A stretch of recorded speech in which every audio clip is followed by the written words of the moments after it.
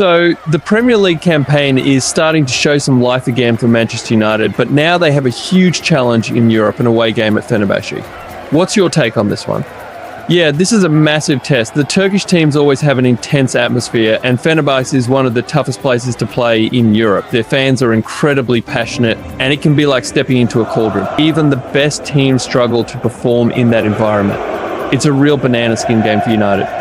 Yeah, I think it's going to be more than just about handling the pressure from the crowd. There's also the tactical battle, especially with Jose Mourihno facing Erik ten Hag for the first time since ten Hag took the Manchester United job. Mourihno knows Old Trafford well, and he's the master of these high-stakes games. Trust me, Mourihno will be fired up for this. He has a point to prove. He had a successful stint at United, winning the Europa League and League Cup, and now he's back to remind everyone of what he can do. It's always fascinating when a former manager goes up against his old club, and this time it feels extra spicy because United are not in the best shape. You can bet Mourinho's going to target United's weaknesses, especially mentally. And that's where the real concern lies, right? United's mentality has been questioned over and over this season.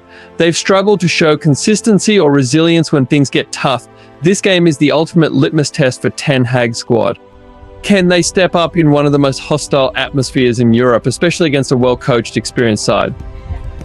Yeah, it's one thing to turn things around in the Premier League, but Europe is a different story. This Fenerbahce team has real quality.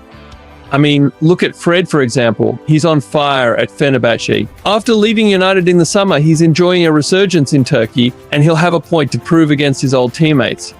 Fred has always been an energetic midfielder, but he seems to have found his groove in Turkey. That's going to be a challenge for United, especially with the injuries they've been dealing with in midfield. And speaking of familiar faces, Sofyan Amrabat is there too. He was a hero for United in last season's FA Cup final, and now he's on the other side.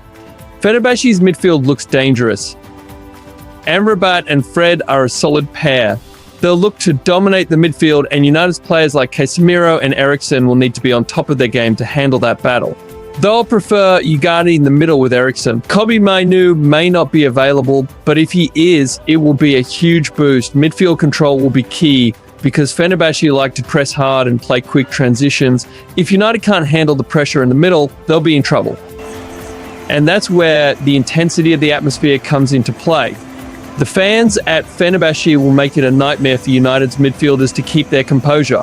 We've seen United crumble under pressure this season, so it'll be interesting to see if they've learned from those mistakes. The whole squad will need to be mentally tough. But here's where United might have an unexpected advantage. Altay Bayindir. He's ten Hag's potential trump card for this game. Bayindir was Fenerbahce's goalkeeper before joining United, and he knows that stadium and that atmosphere inside out. He's already come out and said that it doesn't even feel like an away game to him because he's so used to it. That's massive in a game like this. That's a great point. Having someone like Bayindir in goal, who knows what it's like to play in that cauldron, could help settle the team. His confidence and calmness in that environment could really influence the rest of the squad. He said it himself in an interview, right? He's proud of his time at Fenerbahce, but now sees this as just another game, albeit a special one for him. Yeah, he even mentioned that it feels strange to call it an away game because it's so familiar to him. For him, it's just playing in a different dressing room. That kind of mindset could help take the edge off the occasion for United. If Bayindir is calm, that calmness can spread to the rest of the squad, and that's exactly what they need in such a hostile environment. United's defense has been shaky at times, so having a settled, confident goalkeeper could be crucial. If Bayindir can help the team cope with the pressure from Fenerbahce's fans and their fast-paced play, it gives United a much better chance. Plus, this is also a chance for Erik ten Hag to prove he can manage these types of high-pressure games. A lot of people have questioned his tactics and team selection, especially in big European matches. He needs to show that he's learned from those mistakes and that he can outmaneuver someone like Mourihno on the big stage. And this could be the game that either shifts the momentum in United's season or deepens the doubts. They've had a rocky start and their form hasn't been convincing. Winning in a place like Fenerbahce would be a huge statement and could give them the confidence boost they need for the rest of the campaign, both in Europe and domestically. That's right, it's not just about getting the 3 points, it's about showing they can handle pressure, that they have the mentality to go deep in competitions. A win here could set the tone for the rest of their European campaign. And who knows, with Bayındır's insider knowledge and Ten Hag's tactical adjustments, they might just pull off a surprise. It's going to be a thrilling game to watch, no doubt about that. Let's see if United can rise to the occasion. If they can manage the atmosphere and win, it could be the turning point they've been waiting for. This is the kind of game that can define their season. You know, I've been thinking Altay Bayındır should really start against Fenerbahçe. One will ask, but why?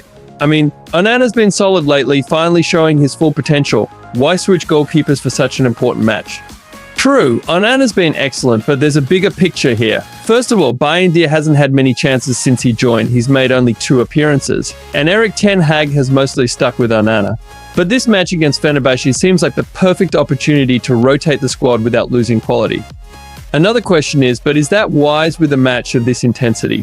Fenerbahçe is no easy opponent, and it's a European night. Don't we want to go with our strongest lineup? Absolutely, but that's where Bayındır comes in. He's not just any backup goalkeeper. He came from Fenerbahçe. He knows their stadium, their fans, and their style of play better than anyone. That's a huge advantage. And he already mentioned that he understands what it's like to play there. Familiarity in such a hostile environment could give United a real edge. The atmosphere at Fenerbahçe can be overwhelming, but Bayındır's been there before. He's used to their fans, the intensity and the energy. Plus, he's proven to be calm and composed. Look at his Carabao Cup appearance. It was only 1 game, but he handled it like a veteran. United didn't skip a beat with him in goal.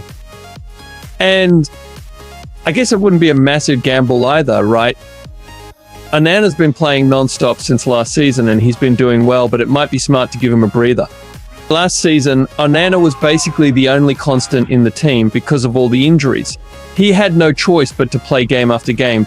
But this season, we've got more depth, and that means we can manage his minutes more carefully. Onana's great, but we don't want to run him into the ground, especially with all the big fixtures coming up. And if something were to happen to Onana, like a freak injury or something, we'd want Bayındır to be match sharp, right? By giving Bayındır these minutes now, Ten Hag is ensuring we have a reliable option ready at all times. It's not just about giving Onana rest, it's about keeping the squad balanced and prepared for anything. Plus, Bayındır's presence doesn't weaken the team at all. In fact, against Fenerbahçe, it might even make us stronger. So instead of seeing this as a risk, it's more of a smart tactical move. Bayındır gets to face his old team, he knows how to handle their crowd, and we get to preserve Onana for later games. Makes a lot of sense when you put it that way. Bayındır knows their strengths and weaknesses, and he'll probably have extra motivation to perform. It's also a statement of trust from Ten Hag to show that he believes in the squad's depth. We can give Onana rest, give Bayındır his chance, and still go into the game with a solid plan. This match against Fenerbahçe might look like a tricky fixture, but if we manage the squad well, it could be the perfect chance to build momentum and confidence, not just for Bayındır, but for the whole team. Well, here's hoping Ten Hag sees it that way. Bayındır's chance might be just what we need to keep things moving forward.